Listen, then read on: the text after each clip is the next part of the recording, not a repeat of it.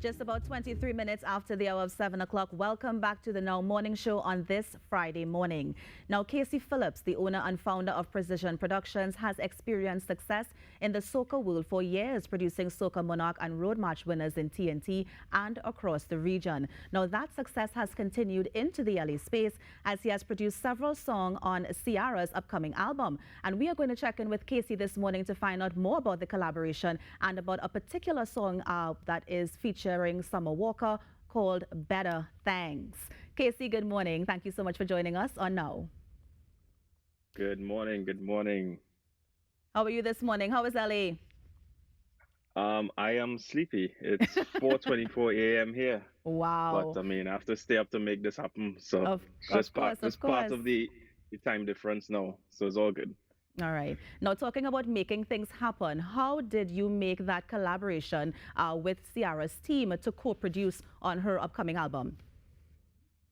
Whew, it's a long story. How to consolidate this? I guess it was a story in the making.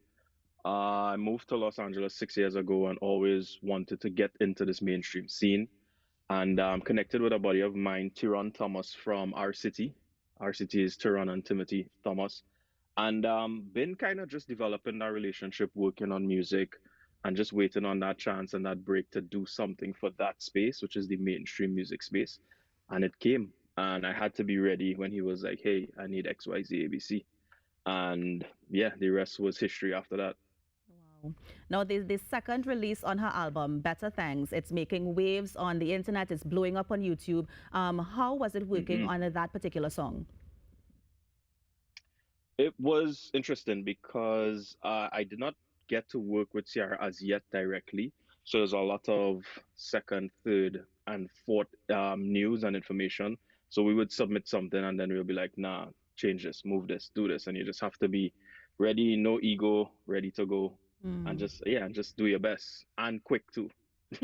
And how many songs did you co-produce on the album? That one I can't really say, but it's a substantial amount. You know how these things go. Things could change. So I don't Right. want to say, well, I did this and did that, and then it don't even come out. So I just this one is the focus for now. Better things, which is huge, but we have more coming soon. Hopefully by the top of the year. Okay.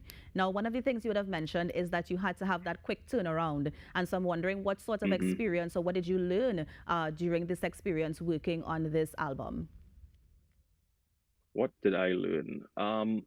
As what I said before, you can't have any ego with this. You can't be connected to it too much. So some of these songs we did would have been a completely different genre, and they'll just come and be like, you could be almost done. They'll come and say, hey, change this to this, like complete flip from Afrobeat to reggaeton.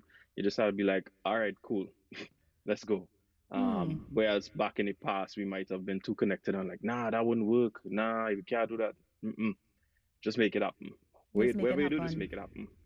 hmm Now, I'm wondering, is this how it is in the TNT space as well? Like, is it that you will have to change something quickly on the fly when you're producing all those soca tracks, let's say in TNT and across the region? Mm, Not necessarily, because when we have a demo, most of the times it's kind of set to what that is. Yeah, we might have little changes here and there, but not like this. Nah, it's different. But I would say the pressure of Carnival and the pressure of mass producing these songs and the deadlines would have set me up for this type of pressure. So, Yeah. so, so it did set me up. Right. I mean, how was it in the studio working with these other producers and knowing that some of them are also from the Caribbean? Well, I think that was the best feeling because I didn't have to change my accent to communicate. It wasn't like, yeah, we get the culture, and it's a great feeling to just watch other Caribbean individuals win and win alongside with them, which is kind of my purpose and my goal is to kind of pave the way forward and show that this could happen. So that was great. I think that was the biggest satisfying feeling throughout all of it. Now, you made a very strategic move in picking up everything and moving to LA. Of course, it's paying off hmm now, but when you moved initially, were there any doubts that maybe you would have made a wrong decision or any challenges that you would have faced when you just moved to LA? I mean, you always have those little points of wait, boy, this really gonna make sense? Or you'll set a time limit of, how long am I gonna stay with this? Boy, a year, 2 more years, and then we'll go back home. But I think I just had to stick with it. I like LA not only for just music, but also for life and living and the standard of living. So I kind of made it home, away from home. So yeah, we always have those moments where you doubt it for a little bit, but you just have to stick with it, and persevere. Right. And how is the LA space different from what you would have experienced in TNT? How? That's a loaded question. Everything is different.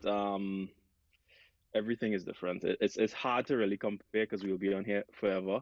But I mean, home is home. Trinidad Yeah. is Trinidad. But just simple things like this, like just the opportunities, it's way more accessible. Like sometimes they will call me to a studio session, and it's 5 minutes away from me.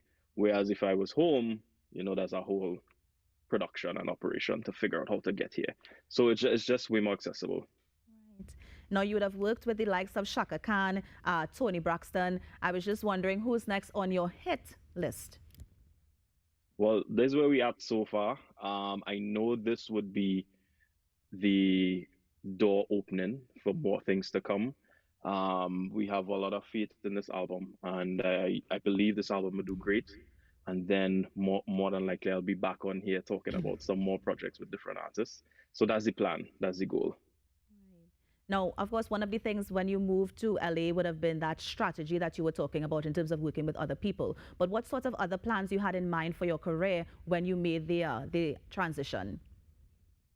Other plans in relation to Other what? plans in relation to music. So were you looking at more publishing rights? Are you thinking maybe Grammys in the future? Like any more plans you have Well, as you work in the LA Grammys space? is yeah, Grammys is on my vision board every morning when I wake up, to be honest. But yeah, I'm actually in the process of a publishing deal right now, which will also open more doors for more projects and more albums. But I think my ultimate goal, or one of the ultimate goals, is to use this as a platform to then also now bring soca into the mix and find a way for soca to now make it at this level. So I'm trying to learn what I can from here and kind of now springboard this into soca, which might not be a now goal, could be years down the line, but that's I think that's the other goal alongside with this. Yeah. And I love that you mentioned it may not be a now goal because I think when people see musicians Yeah, and producers go across, they're like, why don't we have a category in the Grammy by 2023? And so I don't think they understand that it's a yeah. process to get that done. Yes, it's a very long game, and we at a huge disadvantage. But yeah, we just have to stick at it. Everybody have to put in their effort and work together. But yeah, it's a long game. None of this. I mean, it took me being in LA 6 years to even strike this little moment. So just imagine. Kasey, what sort of motivation you had to have to be in LA for 6 years and finally get this breakout and this breakthrough that we're discussing this morning? I think it's two parts. There's a positive and a negative. The positive, I would say, I always have this desire to innovate and find new ways or open lanes, open doors to figure things out that's not done in the industry before.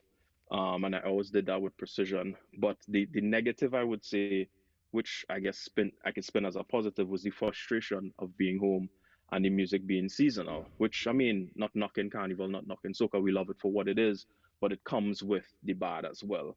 So the frustration was like, yo, this is not sustainable for me to support a family or support my life. So I needed to find ways to now make this work throughout the year and work for generations to come.